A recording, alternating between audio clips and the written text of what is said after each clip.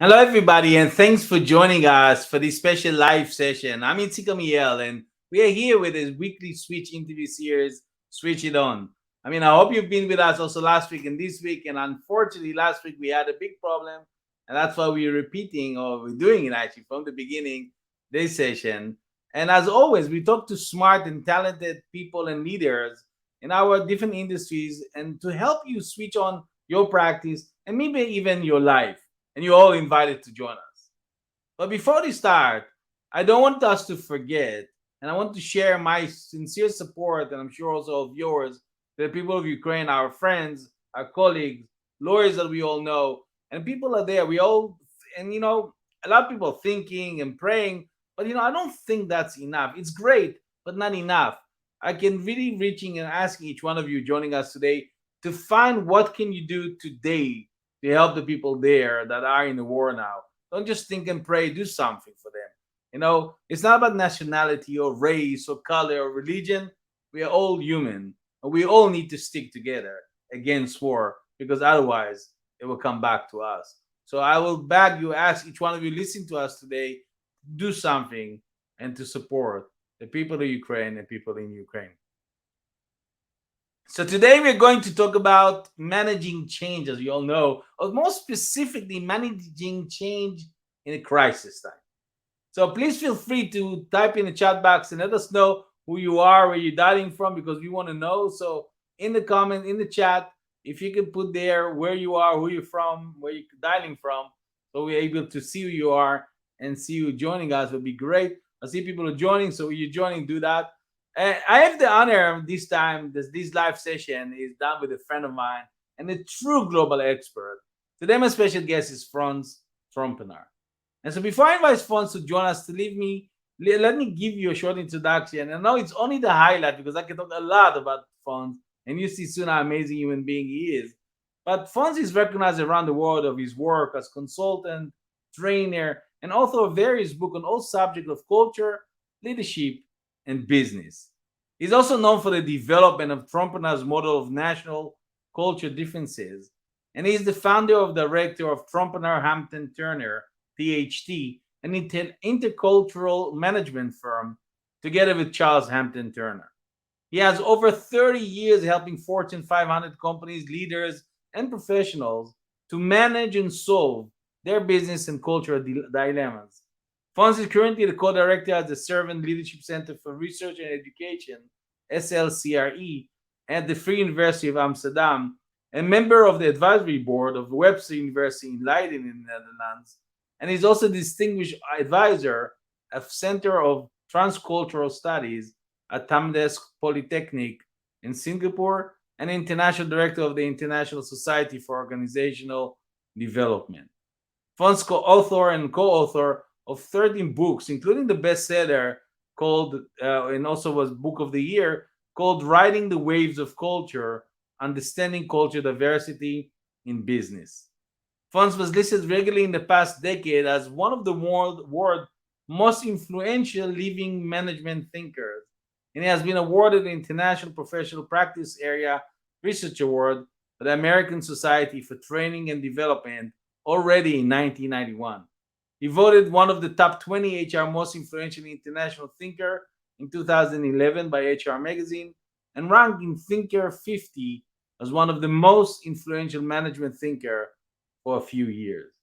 So I know I can talk much more about Fons, but let me bring and invite him to us. So thanks, Fons, for joining us, and we appreciate you for joining us. Great pleasure, Itzik. Wonderful it works now, at least for so far. Exactly, because we had a problem last week, and I asked Fons to come again. So look at the commitment he bring us, because we didn't want to give up sharing you the knowledge. So thank you for that very much. Thanks for joining us and for your valuable time. And to set the stage for our conversation, I think it's important because we want to talk about a session about or dedicated to the important subject of management change across culture or in a crisis time. But managing change culture as a firm culture peels away the mysteries of culture to reveal why it has such a powerful influence, we may say, on every aspect of performance of every professional practice. There are clearly many problems with the traditional approach, to shaping culture in a professional firm. But one of the big one is that it implies that the current culture many professionals have in the firm is somewhat faulty and it needs to be changed or fixed. And the issue is that no one likes to be as damaged goods, right? So even the internet system, such a culture, resists being perceived as lacking or in need of fixing. So what's the alternative we're asking ourselves? So to discover the answer and more, this special session with Fons. But I want to start with something special with you, Fons, because you are a special person. So let's start with something special. And because we all share dilemmas across culture, and we recognize also similar dilemmas. So, but how do we approach them and solve those dilemmas is probably different. So I would like to give you 10 dilemmas. Just came out of my thinking. And I call it 10 in one because it's 10 dilemma in 1 minute. And I would like to see what are your choices here on those dilemmas, if you allow me. Okay, shall we do that?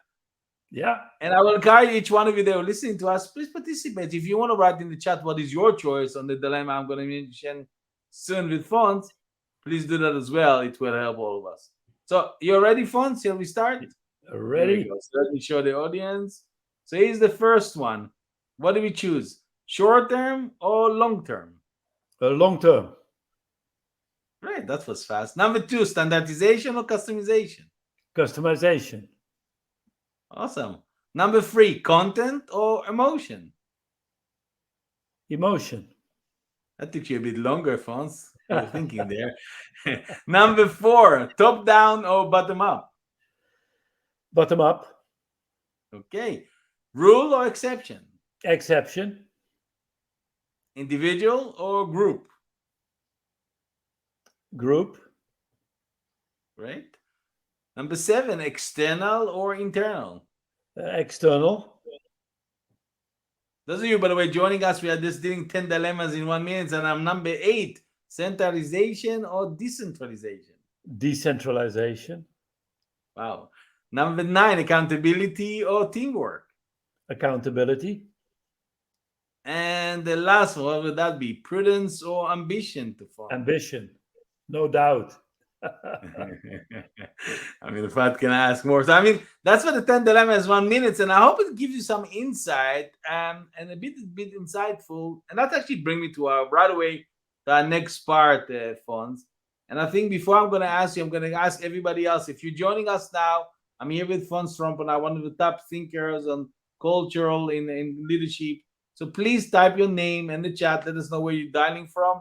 And if you have any question during the session, please also type it in chat because I would love to ask your question to Fons, not only what I prepared to ask him today. So the first thing I want to check with you, Fons, it's very fundamental to our discussion in order to continue our conversation is how do you define a dilemma? And would you say it's right that everything I gave you, these 10 things, can we say those choices are dilemmas? Or maybe not. Yeah, no, I think they are dilemmas because both sides are okay. A dilemma in Greek means two propositions in conflict. And we have added the word apparent because there is a way to combine. And that's why choosing in a dilemma, and I played your game, but it's very stupid. Because if you choose between one side or the other, at least in our mind, it very often means, oh, you go for decentralization rather than centralization. Or you go for bottom up rather than top down. I can tell you up front that if you go bottom up without top down, if you like the overdone polder model in the Netherlands, it's not working. I know that there are cultures where it's only top down and no bottom up. And I don't think we need a lot of examples here. It doesn't work either. So, in fact, a choice in a dilemma is not what you want. You want to rephrase the question. But what does a choice mean is, like you said very elegantly in the beginning, we all are human beings. And it's not about religion, it's not about culture, it's not about color of the skin. In fact, our preference gives you the beginning of a human dilemma's approach. So the dilemma between decentral and central, the Dutch would start with decentral and worry about central, like we saw in Corona. And in the France, if you are in France or in French culture, you say no, it is top down, centralized, and they worry about decentral. And if you make a choice, you get a French Revolution. I know that you're the very famous example you give me on an accident. Can you share that with us? Because I think Sure. that would be Now, people understand. we did research, Itzik, as you know very well, on how does national culture affect corporate culture. And in my PhD research, we measured national culture and we measured organizational culture. On the national culture one, question number one, already for 40 years, I started my first research in 81. Um, doesn't matter, but what is it, 41 years ago? And the question was, and it's still posed today, you're riding in a car driven by a close friend of yours. Your friend is speeding, going 50, let's say, kilometers an hour, where you're allowed to go 30, and your friend hits a pedestrian. You come to court, and the lawyer of your friend says, don't worry, you're the only witness. Two questions.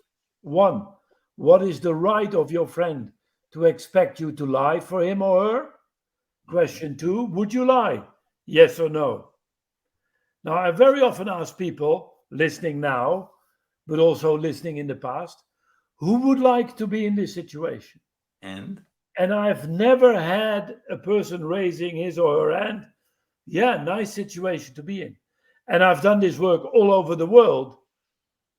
And my conclusion is, but correct me if I'm wrong, this is a dilemma, and that's why people don't want to be in there. Because there's nobody in the world that doesn't want to help friends, and at the same time, there is nobody in the world that doesn't have something with the truth. mhm. But then you look for the answer, and there culture creeps in, and your preference. So your preference is the dominance of your hand, while the dilemma is asking for clapping. And the beauty of clapping is that the dominance of your hand don't matter because it's about coordination. Now, we have found, let me give you two scores on the extreme. Sure. In Switzerland, obviously, 94% of the Swiss say my friend has no right or some right, with combined, I will not help by lying. Mm. The score lowest is 32% in Venezuela. Now, and this has a whole range of differences. Now, the risk, and let me take it to an extreme, is that the Swiss say, Mr. Trompenaars, thank you for your research, because it gives me great evidence that the Venezuelans are corrupt, because you can't trust them, because they always help their friends. I once did a workshop long time ago in Venezuela, and a Venezuelan in the break came to me and said, Mr. Trompenaars, thank you. I knew the Swiss are corrupt, and you proved it. I said, what do you mean? He said, yeah, the Swiss are corrupt because you can't really trust them, because they won't even help friends. Now, the point I'm trying to make here, the dilemma is human, regardless if you're Nigerian, Israeli, American, or Japanese. This is a dilemma.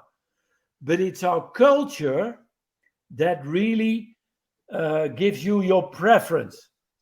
Now, we, to finish this little story, a big story, uh, internationally operating organizations know the difference.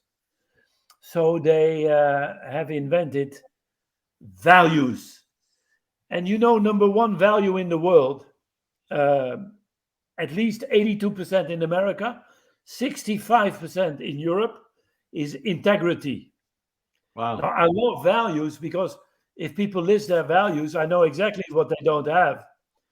We have three daughters living here in Amsterdam, and we have a sign on top of our door, although the daughters don't live here anymore, but the sign is still there. and it says we don't kill men here. Why? Because it's one of our values. But it makes our guests nervous. Why would they put it there, right? Now, I have the same feeling if a company says integrity, why would they put it there? Is it not normal? Now, anyway, I was with a financial institution in America, a big one, and integrity obviously was their number one value because they didn't have it.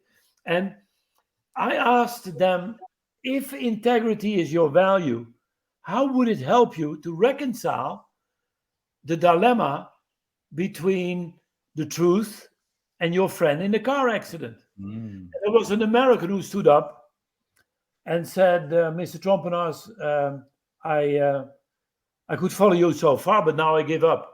How can you have integrity if you lie?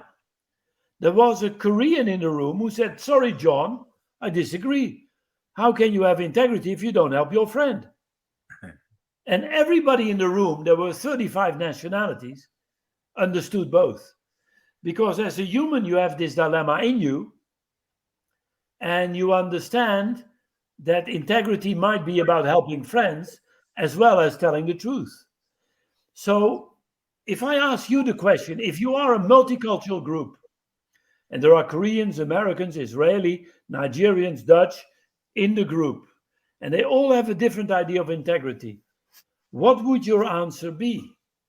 And I learned this in Japan. In Japan, first of all, they start saying, our option was not on your list. That's a good sign.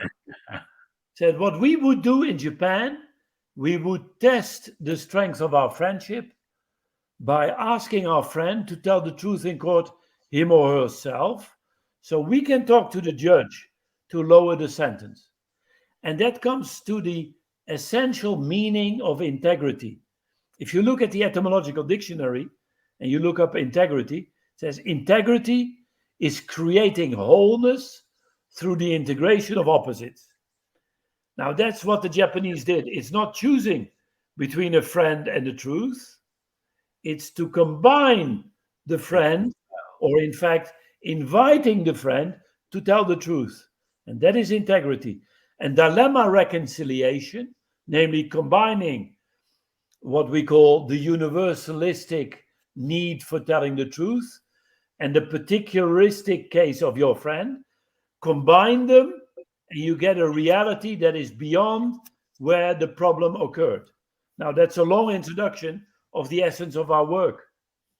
Absolutely. I think it's important because a lot of people actually understand actually that it is part of life, but the way you look at it is totally different, fresh perspective. What we mostly don't do. I mean, we never even thinking the ability to take two things as like opposite and reconcile them for the common good. I mean, actually bring me before I'm going to ask you the next one. I see people joining us. So please, if you're joining us, please put your name, and if you have a question to Fons, please put it in the chat because I want to ask him your question.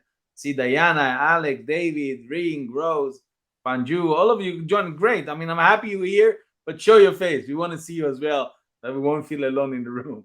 And we are here actually with Fons Trompenaars, one of the top leaders on leadership and gurus on culture, and he's absolutely starting just diving into the subject of managing change in a crisis time. But Fons, I heard you many times say that we've been asking the wrong question all along. That's all that you're saying when I hear you. So how do you suggest approaching the issue for those professionals listening to us about conflicting values within professional practices? Yeah. What you would do differently? Now, Itzik, I was so pleased you started with the wrong question. Namely, Fons, can you choose between one or the other side, right? Now, that's typically a wrong question. And by the way, I'll support you. Most of our models invite us to give us the wrong answers. Exactly. Or perhaps, if you like, the right answers to the wrong question, right? And in a nutshell, for those who know MBAs, MBAs in the Netherlands are known as mediocre but arrogant. They give brilliant answers to the wrong questions. Why? Because if you ask people to choose in a dilemma, you are going for one side at the cost of the other side. What is the right question? And that was your question. That was a very good question, Itzik.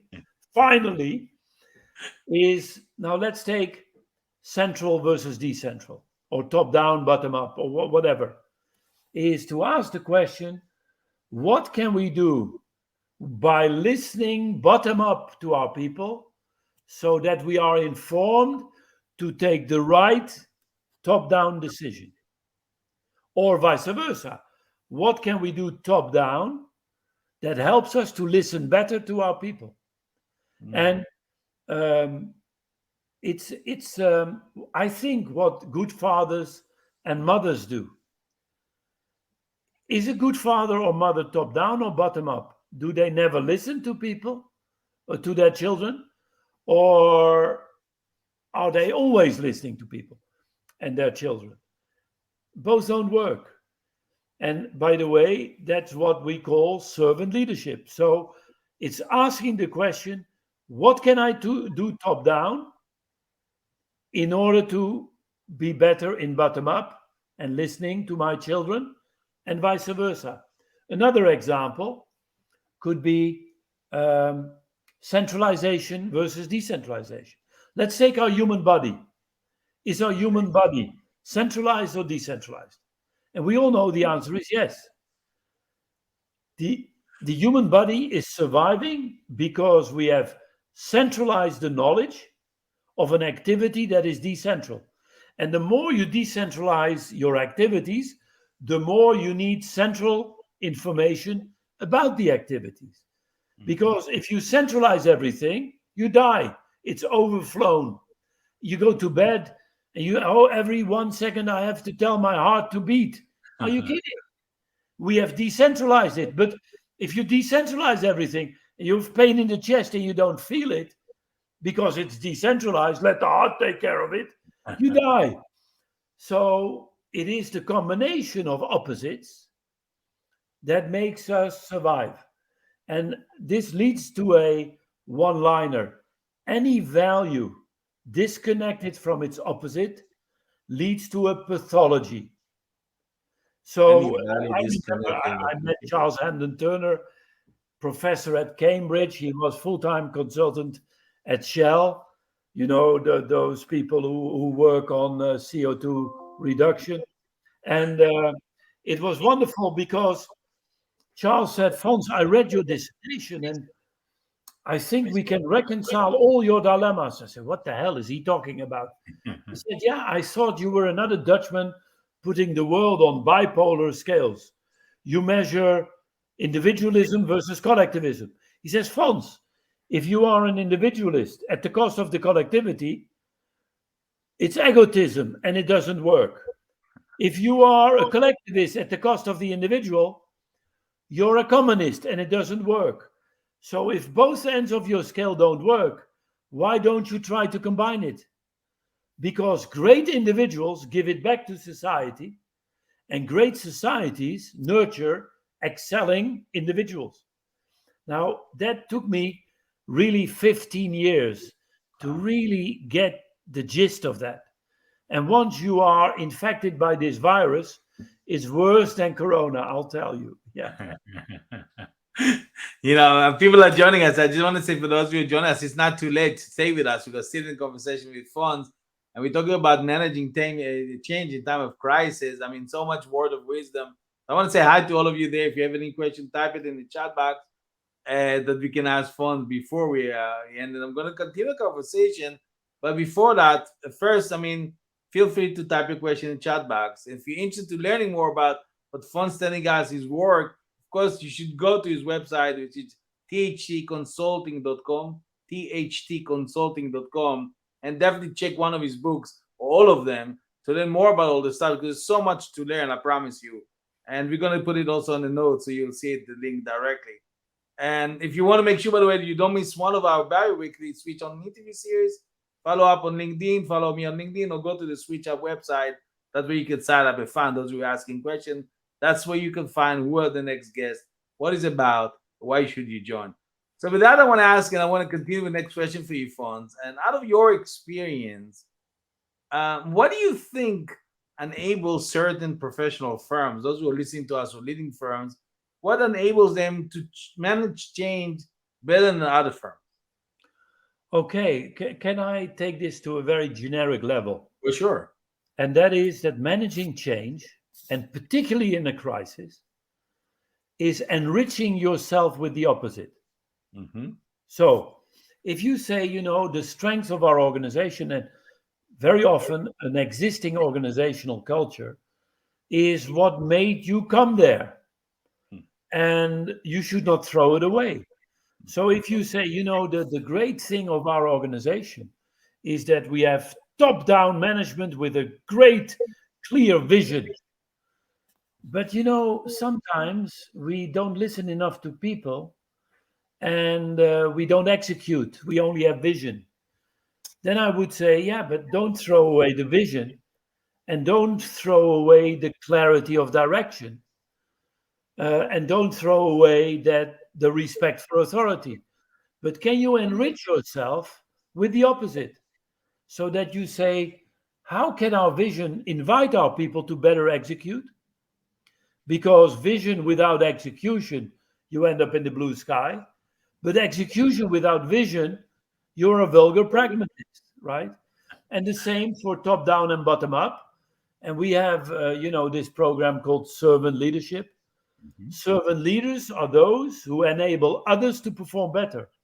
In other words, depending on the major dilemmas that you are facing, the process of change, but also the competence by good leaders is to connect, or if you like, enrich yourself with the opposite. Last point, not everything is a dilemma. Sometimes your or an aspect of your culture sucks. So you need to say no, the opposite only. But sometimes should be very proud of what made you come there, but enrich yourself with the opposite. And that is something that is very often forgotten in especially the Anglo-Saxon literature, where everything that was old is bad, and go for the new culture. I said no, be more integral. So that is one remark I would like to make. And the time span for this in a crisis obviously becomes much shorter. And we have seen in the world crises that sometimes it's not a dilemma. If you kill people, it's never a dilemma. But if you say, but we want security too, then you might say, oh, let's take it seriously because we want security too. And so some things are dilemmas and some things are not. Great. I mean, absolutely, and very strong point that you're mentioning here, especially when we need to know when it's not dilemma, in our work. Yeah, No, yeah, but you thought something that was interesting, triggered me actually, a question I was not planning, but I know that a lot of people that I talk and the problem listening to us now was many firms believe that they need to fix their culture, the internal culture. Right? You talk about change, you talk about culture, but if I listen to you, isn't it the wrong approach? Because since by doing so, they believe that the current culture is somewhere faulty, right? yeah. And it might be in certain aspects, but Hmm. very often the culture is wrong and not working because it is disconnected from its opposite, right? Hmm.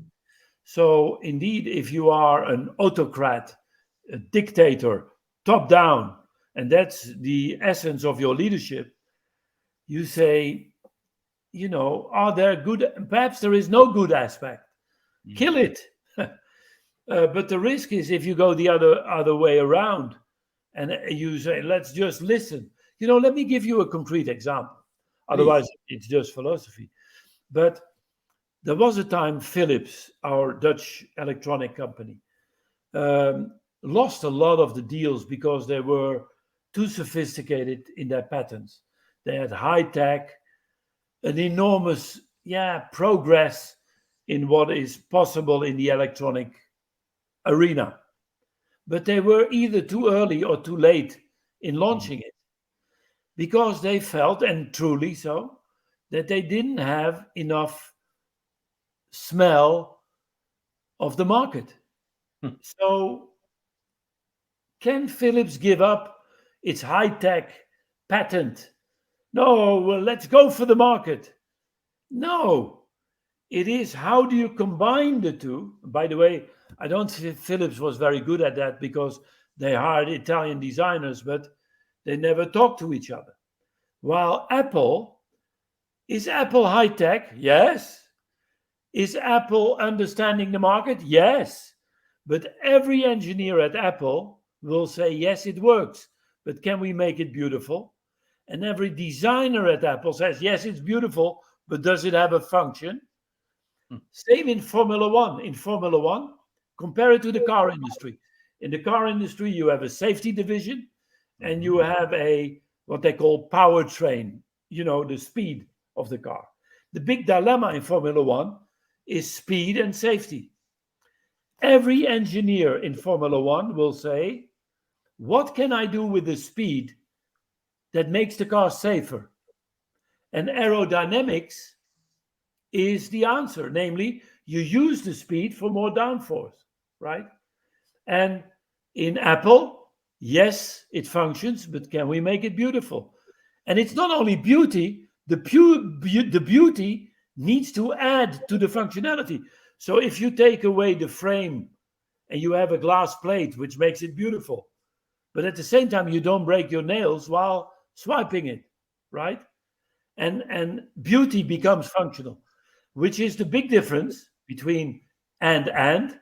Philips is and we have Italian designers and we have high tech, but they never talk to each other.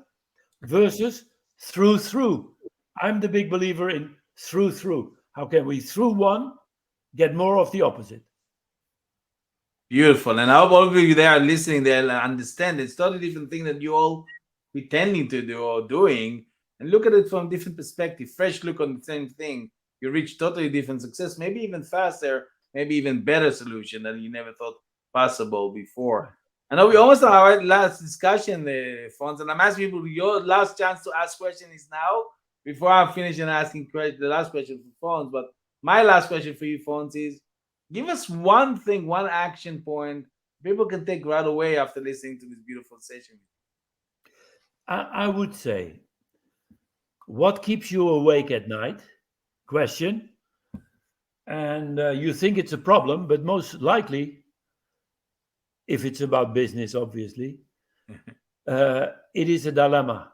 Oh, and you phrase the dilemma on the one hand, on the other hand. So that's one. Once it is a dilemma, ask the question, what can I do with one side that gives me more of another side? So if the dilemma is we need to get better results in our business, on the other hand, we need to keep our people motivated and satisfied. Well, normally you make a choice, fire the people, and we have better results, yeah, or less worse results. Ask the question, what can I do with the existing number of people that will improve the results for our future rather than making a choice? So ask, what can value X give you more of value Y rather than making a choice? And obviously, it's very important that you take time to phrase the real dilemma. And very often, good leaders know how to do it and ask the right questions. And especially in a crisis where we get by emotions, it's not always the best, let's say, inspirator. Don't ignore your emotions, otherwise, I'm contradicting myself. But frame your emotions by your rationality. And thank you for that. And I think I remind just to you, starting by check that it's really a dilemma, because if it's not a dilemma, don't go that way, of course. And make sure Exactly. it's a great dilemma. So to summarize this great session with you, Fonza, let me share a quote from Jim Rohn, who said, if you are not willing to risk the unusual, you will have to settle for the ordinary. And I think that's exactly what I learned from Fonz, how to think differently and afresh that we didn't think before, and sometimes see a simple thing could be if you just allow it and allow our brain to see the dilemma could be actually a beautiful way to look through things and not to show problems, opportunities. So now, Yeah. my friend, it's time to take action, implement what you've learned from Fonts today in the session. I know it was short, as we say in Holland, short and powerful. because we have the time. There's much more to discover. I will ask you very, very vividly. Go check the website of Fons, connect with Fons, and ask anything question. I promise you, we're not gonna bite you. We're just gonna be kind and maybe even able to help you. And yeah, I was here honestly loving it with Fons Trompenaars. He's one of the 50 most influential management thinker of our time, and I'm honored every time we're speaking together because it's a lot of fun. He's a best-selling author and a speaker, and again, you can learn a lot from him. And I suggest you check it out and check the website theconsulting.com, and we're gonna put it also in comments as well. So for now, I want to thank you, Fon, for being fantastic as always and having you here. I'm so happy it succeeded. We made it. We made it to the end of the session live. So thank you very much for that. Thank you, And, Itzik. A pleasure. A pleasure. and Fons and myself want to thank each one of you who've been with us. I know you're quiet. I could see you there. Unfortunately, you didn't join, probably because most of you are lawyers, as myself. So we don't ask a lot of questions. But I hope you proactively listen to that and going to implement and see that it works. So just to remind you, every Tuesday, 6 p.m. Central European Time, 12 p.m. Eastern Time, 9 a.m. Pacific Time. That's the time to switch it on. And at least until next Tuesday, thank you very much for joining us. I'll see you very soon. Bye for now, everybody. Bye.